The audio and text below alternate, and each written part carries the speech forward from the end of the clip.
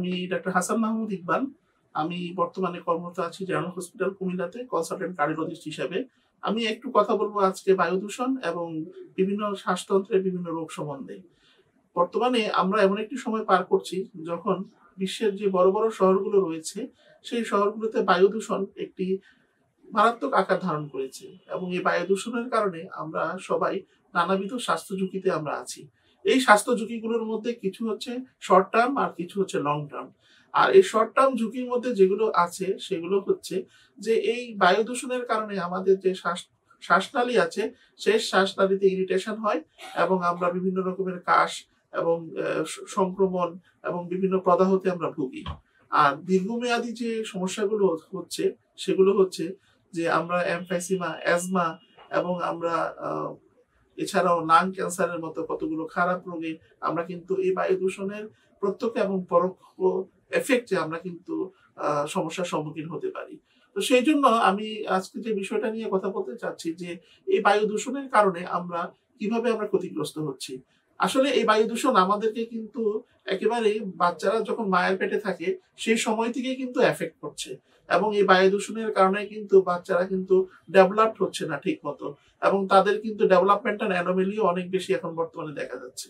এবং দেখা গেছে যে বায়ু দূষণের মধ্যে যে উপাদানগুলো রয়েছে সেগুলো হচ্ছে পার্টিকুলেট ম্যাটার্স আছে এবং নাইট্রোজেন ডাই অক্সাইড। এই দুইটা জিনিস কিন্তু খুব বেশি আমাদেরকে এফেক্ট করছে এবং এই পার্টিকুলেট যে ম্যাটার্স গুলো আছে এবং যে নাইট্রোজেন ডাই অক্সাইড আছে এগুলো বেশিরভাগ ক্ষেত্রেই দেখা গেছে যে যানবাহনের ধোঁয়া, এছাড়া দেখা গেছে যে বিভিন্ন ফসিল ফুয়েল থেকে যে ধোঁয়া এবং বিভিন্ন যে পরিবেশের বিভিন্ন পর্যায়ে যেখান থেকে বিভিন্ন রকমের ধোঁয়া উৎপন্ন হচ্ছে সেগুলোই কিন্তু আমাদের পরিবেশকে দূষণ করছে এবং সাবসিকুয়েন্টলি আমাদেরকে কিন্তু ভোগাচ্ছে।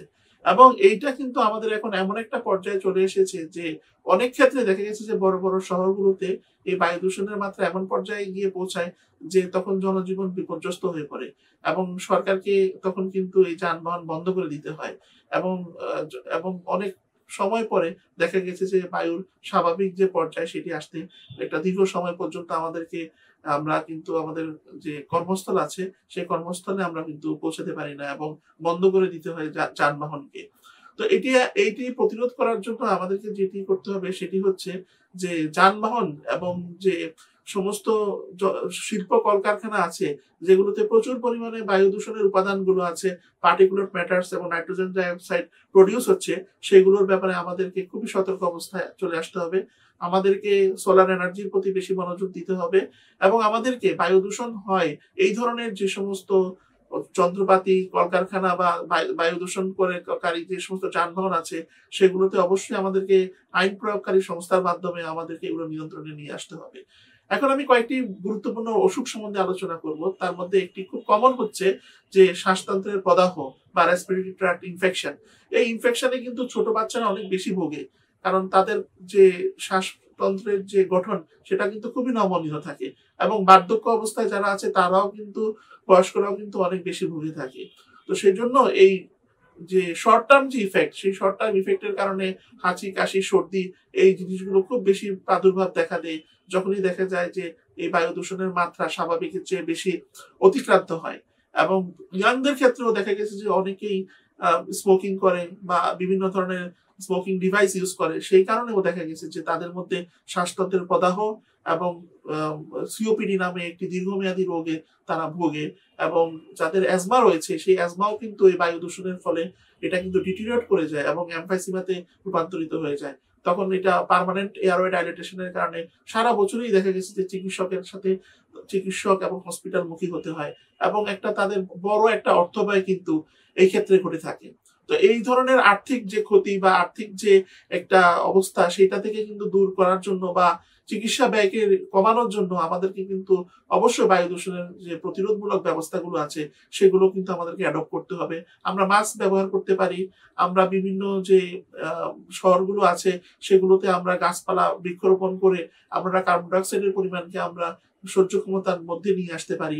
আমরা আমাদের পরিবেশ এবং প্রতিবেশের যে রক্ষণাবেক্ষণ সেটির দিকে আমরা মনোযোগ দিতে পারি, গাছ কাটা আমরা বন্ধ করতে পারি এবং বিভিন্ন শিল্প কারখানা যেগুলো রয়েছে যেখান থেকে প্রচুর পরিমাণে কার্বন ডাইঅক্সাইড, নাইট্রোজেন ডাইঅক্সাইড এবং পার্টিকুলার ম্যাটার্স যেগুলো নির্গত হচ্ছে সেগুলোকে আমরা কিভাবে আইনের আওতায় নিয়ে এসে স্বাস্থ্যসম্মতভাবে আমরা পরিচালনা করতে পারি, এই নিয়ে এখন কিন্তু চিন্তা করার সময় চলে এসেছে। একজন চিকিৎসক হিসেবে শুধু এতটুকুই বলবো যে আমরা আমরা সর্বক্ষেত্রেই যাতে এই বায়ু দূষণের হাত থেকে রক্ষা পেতে পারি সেজন্য আমাদেরকে প্রতিরোধমূলক ভাবে জনসচেতনতা সৃষ্টি করতে হবে এবং এই জনসচেতনতা সৃষ্টি ছাড়া আসলে এই বায়ু দূষণের হাত থেকে রক্ষা পাওয়া কিন্তু খুবই কঠিন একটি কাজ। কারণ এটি কোনো একটি একক কর্তৃপক্ষের না। ইচ্ছা করলেই, নাগরিকরা চেষ্টা করলেই, সবাইকে যখন সচেতন করা যাবে, সমাজের সবাই যখন সচেতন হয়ে উঠবে তখনই কিন্তু এটিকে প্রতিরোধ করা সম্ভব হবে। এই জন্য প্রিন্ট ইলেকট্রনিক মিডিয়া আছে, এছাড়া বিভিন্ন সোশ্যাল মিডিয়া আছে, সেগুলোতে কিন্তু আমাদেরকে এই ব্যাপারে আন্দোলন গড়ে তুলতে হবে যাতে আমাদের যে যে বায়ু, আমরা যেটা আমাদের প্রাণের নিঃশ্বাস, সেটা যাতে আমাদের সহনীয় মাত্রায় এই দূষণটা আমরা পেতে পারি। ধন্যবাদ সবাইকে।